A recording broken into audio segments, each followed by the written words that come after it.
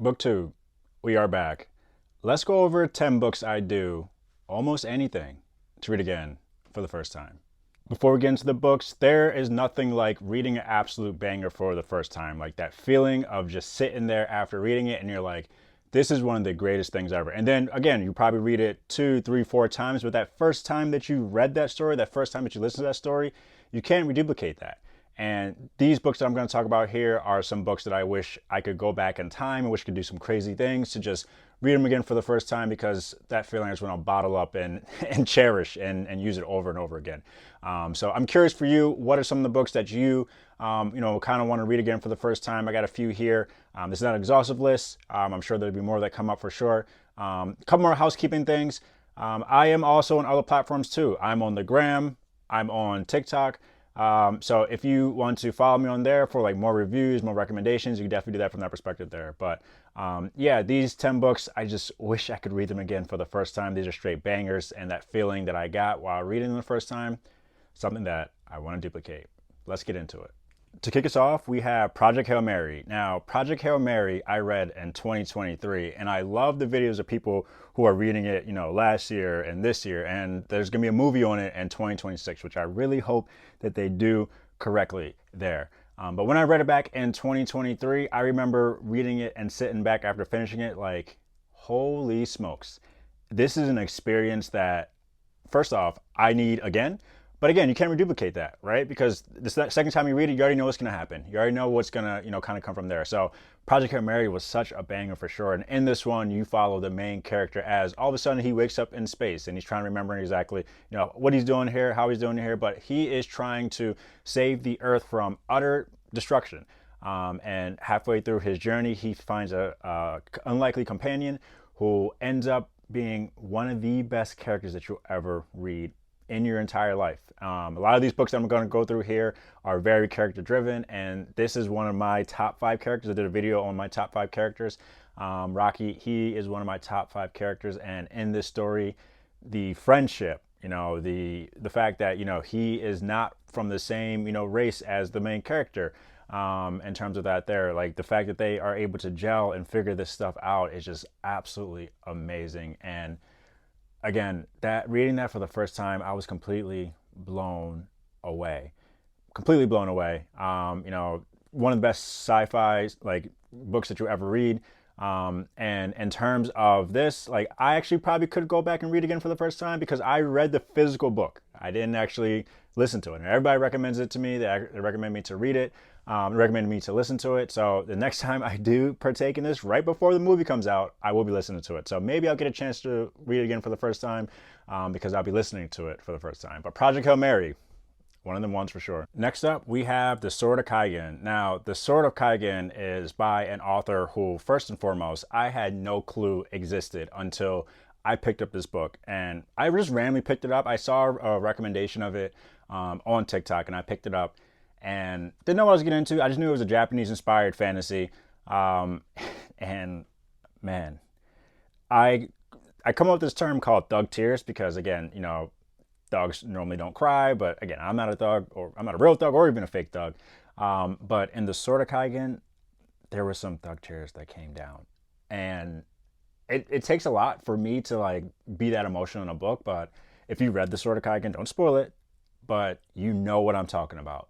And just that feeling of reading the story, completing the story for the first time, absolutely amazing. So in this story, you follow this family as they live on this Sword of Kaigen. So Sword's kind of a land that separates, the mainland from, the ocean, the water, whatever it was in there. It was out at sea. I don't remember what it was, but it separates that from there. So really, the Sword of Kaigen protects the mainland from all foreign invaders from their respective there, and the government has been lying to this family, this people who live on this Sword of Kaigen about the threats that were coming in, and then once that threat shows up at the doorstep, it is absolutely insane. Again, like I said, character work is my peak and what I really like, and in this one has some of the best characters: Masaki, Mamoru, Takaru, like some of the best characters there are. Some great scenes, some great battle scenes from there, and just some devastating things that happen in that story. And this is one of the stories where I was up way later than I should have been up. But just getting that feeling again, reading it for the first time, I would. And it's funny because I don't think I could read this again. It's like the movie Fruitvale Station. I don't know if anybody saw that movie, but you see it once, you're like, oh man, this movie's great, devastating, but I don't think I'm gonna watch it again. And I haven't watched that movie again since then. Like, and I don't think I will. But the Sword of Kaigen, like, such a great story. Such a great story. I'd probably watch it if it was on like an anime. Like, they made a Sword of Kaigen anime. Like, I'd 100% watch that, even though I know what's gonna happen. But to read that again for the first time, I do some crazy things to do that for sure. All right, next up we have Harry Potter and the Prisoner of Azkaban. This is a throwback, and a lot of people ask me, what book kind of got me into reading. So I don't know or remember exactly what book got me into reading. Again, I probably was like 6 or 7 from there. But what book has got me, into reading leisurely, not only as a child, but as an adult. And for what it is, again, this is a kid's book. I was like 9, 10 years old. Like, would I read it today? Probably not. But Harry Potter and the Prisoner of Azkaban, when I picked up that book after reading the first and second book, and I thought those were just okay at the time, but picking up the third book and going through that journey with these characters, going through those twists and turns at the end, that was a feeling that I chased forever. And if I can go back as a kid, getting this book from a Scholastic, book fair, sitting in my room and just like, after basketball practice and like reading that and just gasping. Like, I had like a PS at the time too. I didn't want to play my PS, right? I was playing basketball too as well. Like, I was loving it while I was going to basketball practice, but I couldn't wait to get home to read this story. And that's how vividly I remember this experience. I don't want to spoil it for anybody who does want to read it. And again, I probably won't read it again, given, the time. But like, if you read it, like, just definitely check back in and let me know. But that third book, just so good. It's the best book in the series, even the best movie in the series too as well. But if I can go back and be that kid just sitting in my bed reading this again for the first time, I would do so many crazy things, because this book is probably one of the reasons why I'm doing this, right? Because without that book, I probably wouldn't be a leisurely reader. But Harry Potter and Prisoner of Azkaban, can't deny it. All right, next up, we have possibly my favorite book of all time, Words of Radiance. Words of Radiance is the second book in the Stormlight Archive. Now, for a backstory on the Stormlight Archive, I started the Stormlight Archive in 2020. I started with The Way of Kings, and I actually DNF'd The Way of Kings the first time. And, again, it was 2020. Some crazy things were happening during the time. But fast forward to 2023, I picked up Mistborn by Brandon Sanderson and said, okay, I'm locked in. I want to read more Brandon Sanderson. And in 2024, I picked up the Stormlight Archive, and I picked up Way of Kings. And I did a good job at going through the Way of Kings, and I thought it was a really good read. But understanding what it was a 1,200 plus page prologue. A great prologue at that, but it's 1,200 page prologue, backstories, everything from there. It gets the Word of Radiance, and I'm like, all right, you gotta deliver this, because I can't do another prologue. I can't do like another prologue now, chapter 1 for the entire book. Like, I need some action, and blown away. So it took me like 2 weeks to read The Way of Kings. It took me like a week and like a day to read the Words of Radiance. Like, I have never lost so much sleep over a book. Still to this day, like, there's books that I would lose sleep over, but for the Words of Radiance, I might have gotten like 3 hours of sleep within that week and a day time period. Like, that's how crazy I was invested into this book. Top tier character work. Obviously, I can't go into spoilers in terms of the second book in the series, but top tier character work. Like, from the characters in book 1 to book 2, there's some growth, there's some development, and oh my goodness sakes, it's just, the Sand Lynch in this one was amazing. May not be the best Sand Lynch, because I think Oathbringer still has the best Sand Lynch, but the Sand Lynch in this one was still amazing. And so much sleep was lost. So many screams were scrumped at some of the scenes that happened in this story. I vividly remember sitting in bed at one point when, again, I'm not going to ruin the actual part of it, but it's the famous quote that everybody says in Words of Radiance. That's the quote that had me sit up in bed at 3:34 a.m. I think I have a screenshot of it somewhere. Sat up and I was like, no. And I was like, okay, fist pumping. I was doing everything at crazy times in the night, crazy times in the morning, per se. And I would definitely go back again to just get that feeling again, because top tier for sure.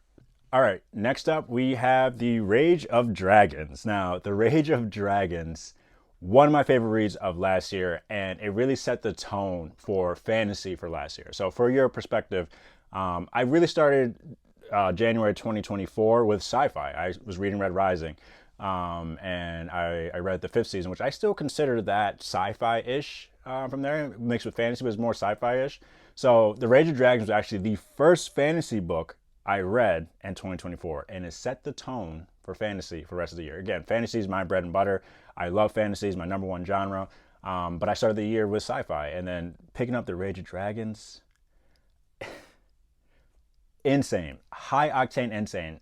It's very rare for me to be reading a book and get halfway through the book. By the way, these are one of the books that I bought. So I have both Rage of Dragons, and book 3 is supposedly supposed to come out this year. I did an interview with Evan Winter on my page. I was like halfway through the first book, and I'm like, I gotta buy the second book. Like, I never do that, by the way. I use the library exclusively a lot. But The Rage of Dragons, I had to buy it because it wasn't really at my library, and I was very happy with that decision. So in The Rage of Dragons, you follow the main character, Tao, as he goes through a big, major grief to start the story with. It's African-inspired fantasy. And after he goes through this grief, he says, you know what? I'm just going to go on the craziest revenge tour that anyone has ever seen. And when I tell you, audibly cheering for this guy, also audibly frustrated with him sometimes too as well. However, the story, absolutely amazing. And by the way, if you ever get a chance to look at the interview I did with Evan Winter, one of the nicest guys you ever meet. And I say this as nicely as I can. He doesn't care at all about you or your feelings or your emotions while he's writing these stories. Nicest guy. Go check that interview out. Nicest guy. He does not care because he rips you apart in both the first book and the second book. I thought the first book was better. I can't wait for the third book. The second book was great, but like the first book for me is just that revenge story. It continues in book 2, but the revenge story kicks off in book 1, and sometimes you need a little revenge. And I was fist bumping the entire time. So The Rage of Dragons, if I can go back in February of last year and just pick it up again for the first time and experience all those feelings again for the first time, I 1,000% would. All right, next up we have another Sanderson entrance, The Hero of Ages. So like I mentioned before, I DNF'd the story in my archive or in 2020. So the first book, The Way of King, is around page 200, whatever like that. So 2023, I got back into my reading groove. I was reading all types of different fantasy, sci-fis, and I'm like, you know what? Maybe I should try Sanderson again. Maybe I should give his books another try. But I'm not going to start with Way of Kings because, again, definition of insanity is trying something over and over again and not working out. So I tried a different route from there. And somebody recommended me to read Mistborn, and that's a great intro to his work. And read Mistborn: Final Empire. Thought that was amazing. Read The Well of Ascension. Thought it was good. I get to The Hero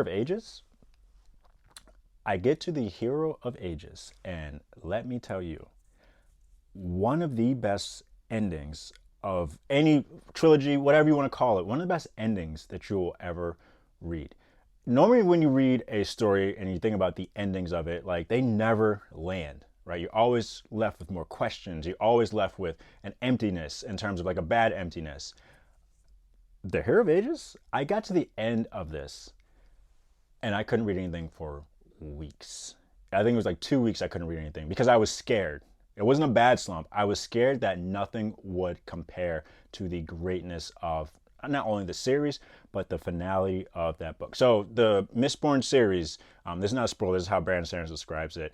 At least for the first book, it is like a heist mixed with what if the bad guy won? And that's how the book starts out. The first book starts out, and then over time, it kind of transforms from there, and you get to the Hero of Ages. And you get there and you read it, and that's one feeling, and that feeling might triumph all the other feelings I've had that I'm going to talk about, like from the books I just talked about and the books in the future that I'm going to talk about, just because you just can't. I'm just a lost for words. Like I still think about that day I finished that book and I was sitting on that couch and I'm like, there's nothing going to be better than this. And of course, there's stuff better than this, but there was nothing to be better than that. And if I can go back and do that again, read that again, 1,000% would.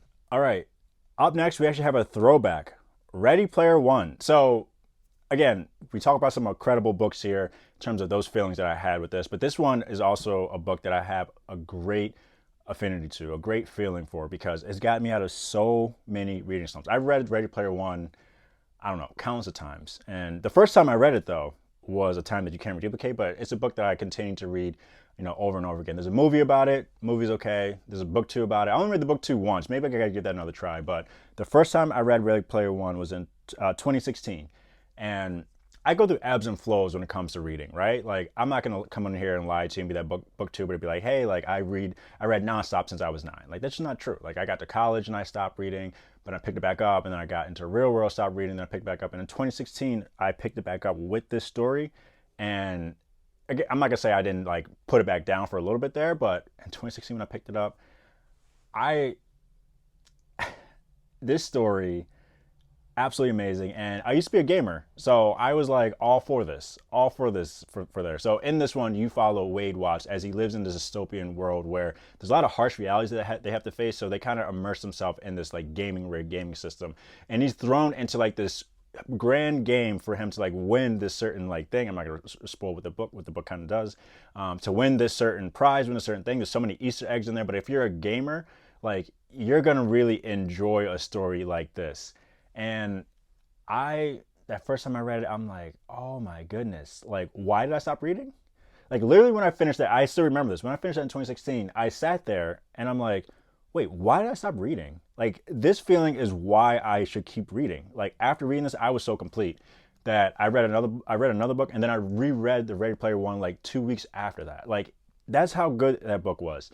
And I still will read it to this day. It's my ultimate slump buster. Like, if I ever find myself in a slump, and what I recommend people when it comes to their reading slumps is, if you get in a reading slump, don't read something like brand new that you don't know anything about. Read something you're comfortable with. And Ready Player One is something that I'm comfortable with. So Ready Player One, I do some wild things to read again for the first time. All right, next up we have The Outsiders. Now, The Outsiders is a throwback. I don't know like what the age of my group here is, or my followers here, this community is.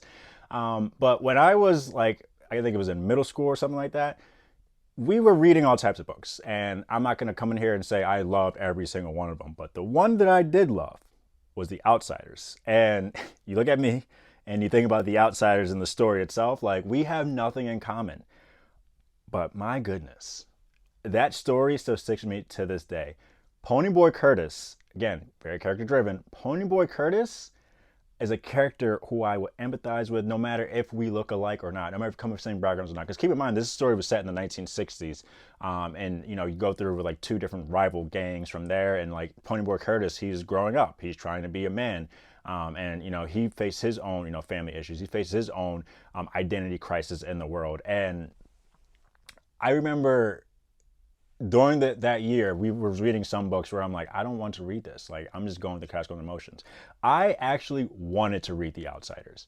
And it wasn't just me. The entire class, we had great discussions on it. And then there was a TV show or a movie or something like that we ended up watching too as well. Like, that feeling, and you rarely get that as a kid to remember as an adult. And The Outsiders did that for me. And if I can go back to that classroom with those group of students, I don't remember what grade, so again, maybe I don't remember as much as I want to remember, but I don't remember what grade it was, but I do remember we were all in that class reading The Outsiders and just thoroughly enjoying the dialogue, thoroughly enjoying it, no matter if he was a man, no matter if a boy or a girl, like anything from there, like we really enjoyed that. I really enjoyed that, and if I can go back just for a day and to just experience that feeling with that class and like getting my love for reading going, keeping going from there, I'd do a lot to do that again.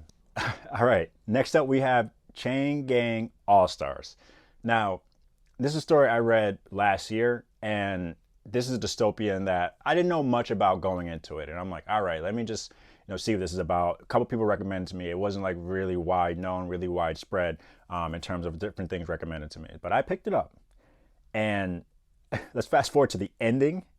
First off, one of the wildest endings you'll have. Like, you'll finish it and you'll be frustrated. I remember I was sitting in my car, I was charging my car, and I was just locked into the last like 20 pages. And this is not a spoiler, so I'm not gonna spoil it for you, but it's just my feeling in terms of what happened. I'm going page after page. I'm like, whoa.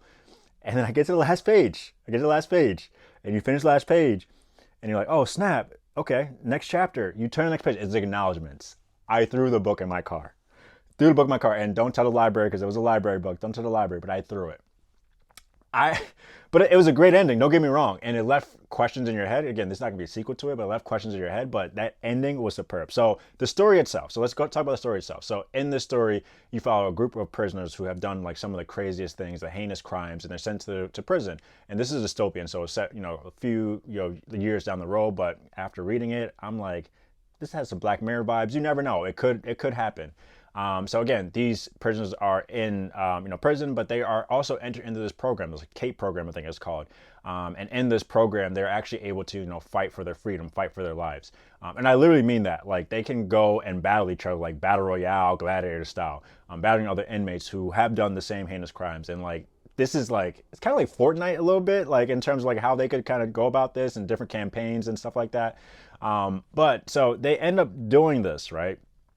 And if you get to a certain amount of like defeats, if you defeat a certain amount of people, you rise up the leaderboard, you can get released and get back into society. No matter what crime you did, you could have, assassinated the president of the United States. And you could end up being in this program and, get this program going. And all of a sudden, like you get released because you did the most in this program. But that's not the wildest thing that happens in this entire story. This is like video. So like, at the time of shooting this, we have NFL playoffs. We got the NBA full tilt from all that there, and you could be watching the NBA game. You can watch the NFL football. You could be watching the Super Bowl, and you can flip the channel, and this will come on your TV, and you can watch it. You can also be a fan of this. You can also support these people by sending them stuff, sending them gifts. You can have shirts from these people. Like these people have done the most heinous things, possibly to maybe one of your family members or your friends. It's just absolutely crazy. Like the concept is crazy. And I remember reading it like, oh, I don't want to put this down. Like, I don't put this down. And then that feeling at the end, which is a frustrating feeling, but also like hey, I get it. I get it. The author wanted to get that out of me and he got it out of me. So Chaining All-Stars, I'd go back and do some crazy things to read this again for the first time. All right. And finally, we have Dungeon Crawler Carl. I laugh every time I talk about this book, no matter what platform I'm on, because it is one of the funniest, like, let me tell you, it's one of the funniest books you'll ever read in your entire life. And going into it, like, I love diversifying my genres, right? So fantasy, sci-fi, thriller, I can do some romantasy, but I've never done lit RPG. And somebody recommended this to me. They kept on recommending this to me. It might have been some of you on here say, read Dungeon Crawler Carl, read Dungeon Crawler Carl. I'm like, okay, fine. I'll read it. I should have read it so much sooner. I'm sorry. This is my public apology to anybody who told me to read it, that I did not read it sooner. Because my goodness, it's very easy to make somebody, smile, make somebody happy in a book. In terms of author makes somebody happy. It's very easy for an author to make somebody cry in a book, tell them that emotion. It is hard to make somebody audibly laugh on an airplane at 6 a.m. going somewhere. Like, I was on an airplane at 6 a.m. laughing. Like, they probably should have thrown me off the plane because I was laughing audibly at this story. Insane. So in this story, you follow Carl, who all of a sudden he steps outside of his, house, and the world just goes wild. World ends. Alien invasion. All of a sudden, the aliens like mining minerals from the earth because they have a debt to pay or something like that. So not just Carl who survives it, just a couple million people or 10 million people survive. And all of a sudden, they enter into this game. And this game, first off, he is entered in with a very unlikely companion, Donut, who is his cat, or his girl's cat. He's entered into this game, and while this is a serious thing, like the world is coming to an end, you're fighting for your life in this game. It is some of the funniest things that you'll ever read in your entire life. And like audibly laughing, like I got to get through this without like laughing too hard, but audibly laughing at some of the parts of it. And while I can't read this again for the first time, like in terms of like, I don't want to wipe my memory because I won't remember anything. I've been recommended to listen to this for the first time, and I will be doing that because I heard that the audio experience of this is top tier, and I can't wait to experience it for myself. And I'm going to be reading the rest of the series this year. If you're just looking at my must-reads, this was on my list for this year for sure.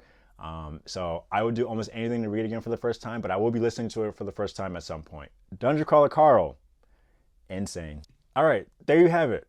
10 books I do almost anything to read again for the first time. Curious for you though, what are some books that you wish you could read again for the first time? That first time you read a book is absolutely incredible because that feeling you get after finishing it and you're like, wow, like first time read, absolutely insane. Obviously, the second, third time could be as good. Maybe it could be better, but like that first time you read it and going through that, absolutely not. So let me know what books, show up for you there. As always, everyone, happy reading.